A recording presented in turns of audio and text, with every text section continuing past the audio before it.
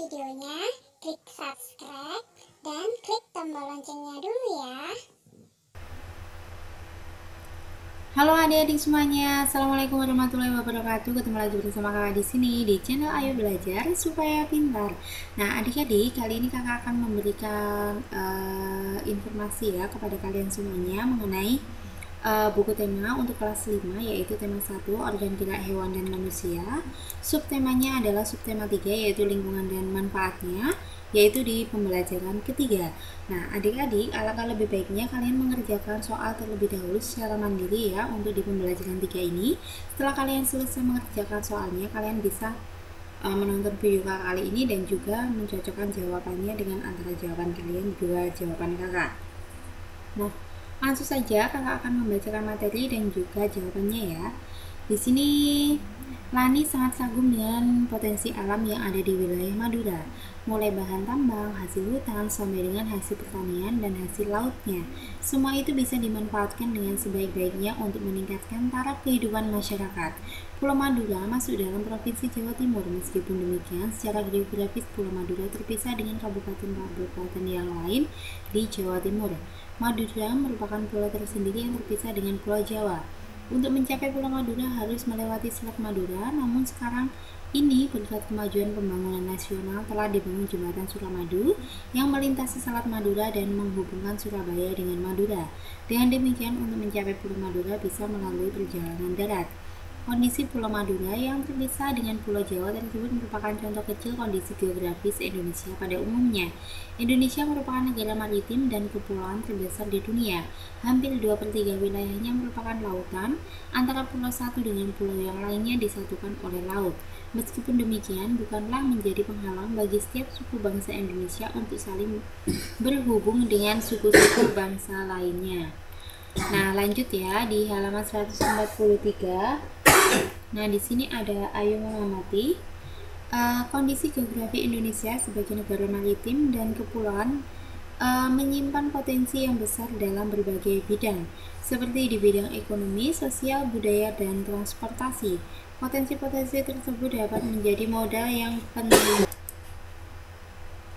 dalam pembangunan nasional guna mewujudkan kesejahteraan masyarakat. Wilayah Indonesia yang berupa kepulauan antara pulau satu dengan yang lainnya disatukan oleh laut mengakibatkan bervariasinya potensi yang dimiliki oleh bangsa Indonesia. Masing-masing pulau memiliki karakteristik masing-masing, mulai dari kondisi alam maupun kondisi sosial budayanya. Variasi dan karakteristik potensi tersebut terlihat dari lengkap dan beragamnya bentang alam dan hasil alamnya. Beragamnya suku bangsa yang mengakibatkan beragam pula ada istilah adat dan budayanya, serta beragamnya agama, golongan, dan kelompok masyarakat. Keberagaman yang disebabkan oleh adanya perbedaan antara pulau satu dengan pulau yang lainnya. Ini tidaklah menjadi pemecah dan perenggang, namun justru menjadi pemersatu karena antara yang satu dengan yang lain bisa saling melengkapi. Lanjut ya di selanjutnya ini. Nah, ini adalah bentuk dari wilayah Indonesia seperti ini. Itu adalah negara maritim, yaitu negara kepulauan. Nah, ini adalah pengaruh kondisi geografis Indonesia sebagai negara maritim terhadap kehidupan ekonomi masyarakat. Nah, kondisi geografis sebagai negara maritim dan kepulauan membawa banyak keuntungan bagi bangsa Indonesia. Wilayah laut Indonesia yang sangat luas telah diakui secara internasional sebagai negara maritim yang ditetapkan dalam UNCLOS pada tahun 1982. Hal ini berarti bangsa Indonesia diberi kewenangan untuk memanfaatkan potensi sumber daya laut. Cakupan wilayah yang sangat besar dan luas, tentu saja laut Indonesia mengandung keanekaragaman sumber daya alam laut yang sangat potensial, baik hayati maupun non-hayati. Sumber daya alam laut tersebut antara lain ikan, terumbu karang dengan kekayaan biologi yang bernilai ekonomi tinggi, wisata bahari, sumber energi minyak dan gas bumi, bahan mineral, dan juga media transportasi antar pulau. Semua potensi alam tersebut tersedia dalam jumlah yang besar dan tersebar di seluruh wilayah Indonesia. Besarnya peluang ekonomi dari pemanfaatan potensi sumber daya laut yang sedemikian besar ini tentunya dapat memberikan kontribusi bagi kehidupan ekonomi masyarakat Indonesia, hingga pada akhirnya juga akan memberikan kontribusi bagi kesejahteraan bangsa.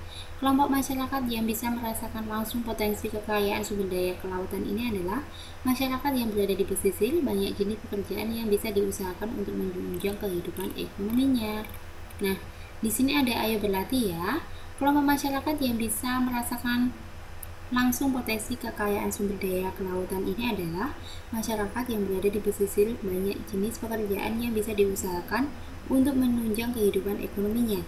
Nah, di sini ayo sebutkan jenis-jenis usaha dan pekerjaan yang berkaitan dengan pemanfaatan sumber daya alam laut di Indonesia.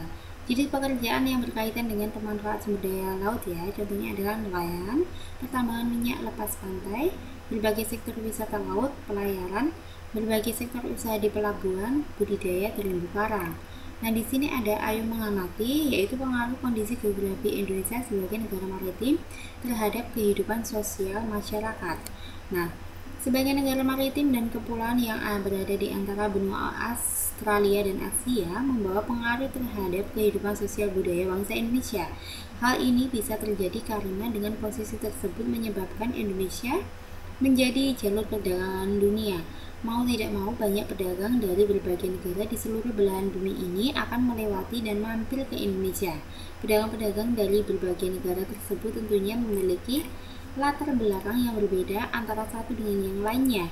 Para pedagang yang mampir dan ada sebagai yang menetap di Indonesia turut membawa adat budaya dari negara asalnya. Lambat laun, adat budaya yang dibawa tersebut akan berbaur, bercampur, bahkan melebur dengan adat budaya asli Indonesia. Berikut adalah beberapa dampak yang diakibatkan oleh letak dan kondisi geografis bangsa Indonesia sebagai negara maritim atau kepulauan. Yang pertama adalah komunikasi dan interaksi antar penduduk menjadi lebih mudah, baik antar warga Indonesia maupun orang Indonesia dengan warga asing. Hal ini didukung adanya kemajuan teknologi di bidang pelayaran antar pulau dan antar negara. Terjadinya pembaruan, percampuran atau peleburan nilai-nilai antar pulau dalam antar negara. Munculnya perkampungan-perkampungan etnis tertentu seperti pecinan dan kampung Arab. Terjadinya perubahan perilaku masyarakat karena pengaruh masuknya pola dan nilai perilaku dari pulau, daerah maupun negara lain. Terjadinya perpindahan ilmu pengetahuan dan teknologi. Nah, di sini ada ayo menulis. Ada dampak positif, tentunya juga ada dampak negatifnya. Coba ceritakan berbagai dampak yang timbul sebagai akibat dan letak dari dan kondisi geografis Indonesia sebagai negara maritim dan kepulauan. Dampak positifnya yaitu memiliki keberagaman potensi alam dan hasilnya memiliki keberagaman dan kekayaan budaya, memiliki keberagaman sumber daya manusia. Dampak negatifnya, tidak meratanya potensi alam dan sumber daya manusia, tidak meratanya pembangunan dan pemerataan hasilnya, rentan terhadap terjadinya konflik kedaerahan. Lanjut ya, di sini ada ayo berkreasi. Bersama kelompokmu buatlah clipping gambar tentang kondisi ekonomi dan sosial masyarakat sebagai akibat dan kondisi geografis Indonesia sebagai negara maritim. Kumpulkan gambar-gambar yang sesuai yang bisa kamu dapatkan melalui surat kabar, majalah, buku, atau internet. Berilah penjelasan singkat dari setiap gambar yang kamu kumpulkan. Susunlah gambar-gambar tersebut kamu kumpulkan menjadi sebuah buku. Nah, kalian bisa mengerjakan sendiri ya. Di sini ayo menulis, susunlah laporan singkat mengenai clipping yang telah kamu buat. Kemudian presentasikan di hadapan guru dan teman-temanmu. Format laporannya itu seperti berikut ya. Laporannya pengaruh kondisi geografis bangsa Indonesia sebagai negara maritim terhadap kehidupan ekonomi dan sosial masyarakat. Nah, ini kakak sudah mencontohkannya ya. Untuk sebentar ya, mohon maaf, untuk yang kehidupan ekonomi yaitu keadaan ekonomi masyarakat Indonesia mengandalkan aspek perikanan dan pariwisata kelautan sebagai pendapatan masyarakat. Kehidupan sosialnya itu keadaan sosial masyarakat Indonesia dikenal sebagai bangsa yang sopan dan ramah sehingga lebih terbuka terhadap masyarakat mendatang karena banyak dari mereka yang datang dan singgah di pelabuhan-pelabuhan atau bahkan migrasi dan menetap setelah tiba. Lanjut ya, di sini ada bangsa Indonesia dikenal sebagai bangsa maritim sejak zaman dahulu, bahkan sempat mencapai kejayaan pada masa kerajaan Sriwijaya dan Majapahit. Nah, di sini ayo membaca ya kejayaan bahari masa lalu oleh Dr. Andes Y. Paunganan. Nah, ini langsung ya, tidak kakak bacakan, mohon maaf. Langsung saja. Terus di sini tentukan ide pokok dari masing-masing paragraf bacaan di atas. Untuk paragraf pertama, ide pokoknya itu sejarah telah mencatat bahwa kejayaan bahari bangsa Indonesia sudah lahir sebelum kemerdekaan. Paragraf kedua, penemuan situs prasejarah di gua-gua Pulau Munau, Seram, dan Arguni yang dipenuhi oleh lukisan-lukisan perahu layar menggambarkan bahwa nenek moyang bangsa Indonesia merupakan bangsa pelaut. Paragraf ketiga, kerajaan Sriwijaya bahkan memiliki armada laut yang besar dan kuat. Paragraf keempat, kerajaan Mataram kuno di Jawa Tengah mampu membangun Candi Borobudur. Paragraf kelima, kerajaan Singosari di bawah kepemimpinan Raja Kartanegara pun juga memiliki armada kapal dagang yang mampu mengadakan hubungan dengan dagang lintas laut. Paragraf ke-6, pada masa itulah Raden Wijaya mendirikan kerajaan Majapahit. Paragraf ke-7, dengan bukti-bukti sejarah inilah tidak bisa diletakkan bahwa kejayaan bahari bangsa Indonesia telah ada sejak zaman dahulu.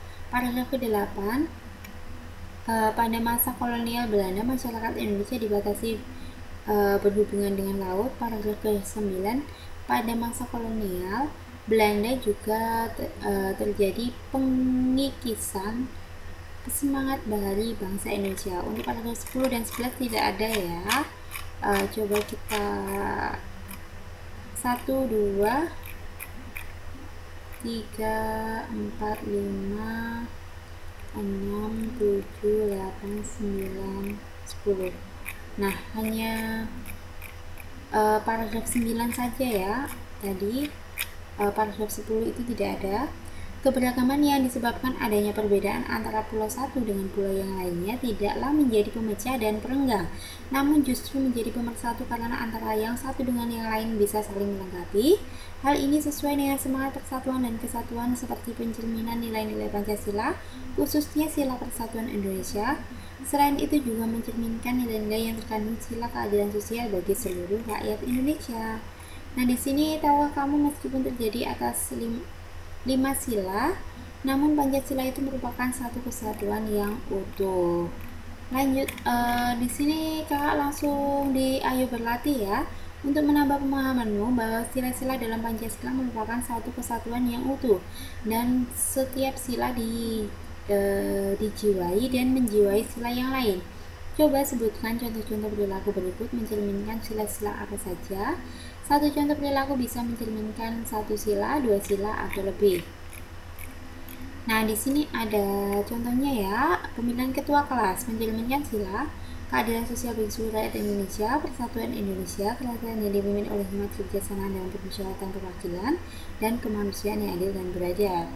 Perayaan Hari Besar Keagamaan mencerminkan sila ketuhanan Yang Maha Esa, kemanusiaan yang adil dan beradab, dan persatuan Indonesia. Untuk gotong royong mencerminkan sila kemanusiaan yang adil beradab, persatuan Indonesia, kerakyatan yang dipimpin oleh hikmat kebijaksanaan dalam permusyawaratan, musyawarah dan mufakat mencerminkan sila kerakyatan yang dipimpin oleh hikmat kebijaksanaan dalam permusyawaratan dan perwakilan, persatuan Indonesia, dan keadilan sosial bagi seluruh rakyat Indonesia. Menjenguk orang sakit mencerminkan sila kemanusiaan yang adil dan beradab, kesatuan Indonesia, dan keadilan sosial bagi seluruh rakyat Indonesia.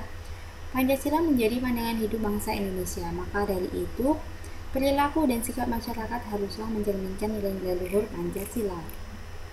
Nah, salah satu contoh pengambilan keputusan yang sesuai dengan nilai-nilai Pancasila adalah pelaksanaan musyawarah untuk mencapai mufakat. Mufakat adalah kebulatan pendapat atau suara dari peserta rapat. Lalu, bagaimanakah jika mufakat atau kebulatan pendapat satu suara tidak tercapai? Jika terjadi demikian, maka akan dilakukan voting atau pemungutan suara dan menentukan suara yang terbanyak adalah sebagai keputusan bersama.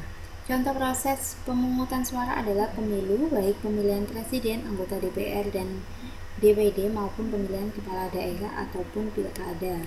Sekarang buatlah laporan mengenai pengambilan keputusan yang sesuai dengan nilai-nilai Pancasila. Laporan yang kamu susun berdasarkan pengalaman pribadi ataupun kelompok ya. Di sini ada Ayu menulis laporan mengenal pengambilan keputusan yang sesuai dengan nilai-nilai Pancasila. Nah, pengambilan keputusan yang sesuai dengan nilai-nilai Pancasila satunya adalah saat pemilihan ketua dan pengurus kelas, di mana di sana tercermin sila Pancasila keempat, yaitu kerakyatan yang dipimpin oleh hikmat kebijaksanaan dalam permusyawaratan perwakilan, yang dimana hal ini menggambarkan bahwa dalam pemilihan ketua dan pengurus kelas haruslah mengutamakan musyawarah dalam mengambil keputusan untuk kepentingan bersama. Nah, di sini ada ayo renungan ya, dengan mempelajari letak geografis dan kondisi geografis Indonesia. Sebagai negara maritim, kita makin bangga dan bersyukur menjadi warga negara Indonesia. Namun juga perlu diingat bahwa negara kondisi tersebut akan banyak terjadi penyerapan, pertukaran, peleburan, percampuran, dan pembaruan nilai dan budaya dari daerah atau negara lain. Oleh karena itu, kita harus pandai-pandai memilih dan memilah nilai budaya dari daerah atau negara lain. Bagaimana sikapmu terhadap masuknya nilai dan budaya dari daerah atau negara lain? Yaitu sikap saya akan menerima nilai dan budaya tersebut, mengambil nilai dan budaya yang sekiranya baik untuk diterapkan di kehidupan sehari-hari, dan membuang nilai-nilai yang tidak sesuai dengan Pancasila. Yang terakhir ada kerjasama dengan orang tua. Mintalah pendapat orang tuamu mengenai perilaku-perilaku orang-orang di wilayah tempat tinggalmu. Adakah perilaku mereka yang sesuai dengan nilai-nilai yang terkandung dalam sila Pancasila? Nah, di sini kalian bisa berdiskusi dengan orang tua kalian ya. Nah, cukup sampai di sini video yang kakak berikan. Semoga video ini bermanfaat untuk kalian semuanya, dan terima kasih sudah menonton video kakak sampai akhir. Dan mohon maaf jika ada kesalahan kakak dalam menyampaikan materi dan juga jawaban. Kakak mohon maaf yang sebesar-besarnya. Wassalamualaikum warahmatullahi wabarakatuh.